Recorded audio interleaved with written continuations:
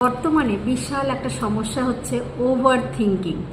আপনার যদি মনে হয় যে আপনি ওভার থিঙ্কিং করছেন, মানে অতীতে করা ভুলগুলো নিয়ে বারবার ভাবছেন, কিংবা ভবিষ্যতে কি হবে না হবে এগুলো নিয়ে দুশ্চিন্তা করছেন, তাহলে কিন্তু আপনাকে এই ওভার থিঙ্কিং থেকে বেরিয়ে আসতে হবে। নাহলে আপনার মনও খারাপ হবে, শরীরও খারাপ হতে পারে। তাই কিভাবে বেরিয়ে আসবেন ওভার থিঙ্কিং থেকে? আপনি প্রথমে চিহ্নিত করুন আপনার মনে কি কি চিন্তা আসছে, কি কি ওভার থিঙ্কিং করছেন আপনি, কি কি নেগেটিভ চিন্তা আসছে। মানুষ বেশিরভাগ কিন্তু নেগেটিভ জিনিসটা ভাবে, পজিটিভ কিন্তু খুব কম ভাবনা আসে। প্রথমেই নেগেটিভটা মানুষ কিন্তু ভেবে নেয়। তাই আপনি প্রথমে চিহ্নিত করবেন নেগেটিভ চিন্তাগুলো, তারপরে সেগুলো থেকে বেরিয়ে আসার চেষ্টা করবেন।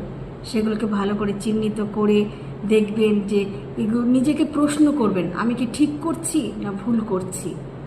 হ্যাঁ, তারপরে করবেন কি, আপনি সারাদিনে যেটা করতে ভালোবাসেন, মানুষের তো হবি থাকে এক একটা, আপনার যদি কোনো হবি থাকে তাহলে আপনি সেই হবিটি করবেন। মানে হতে পারে সেটা ছবি আঁকা বা গান বা আবৃত্তি বা নাচ, সেটাতে নিজেকে ব্যস্ত রাখবেন, নিজেকে আনন্দে রাখবেন।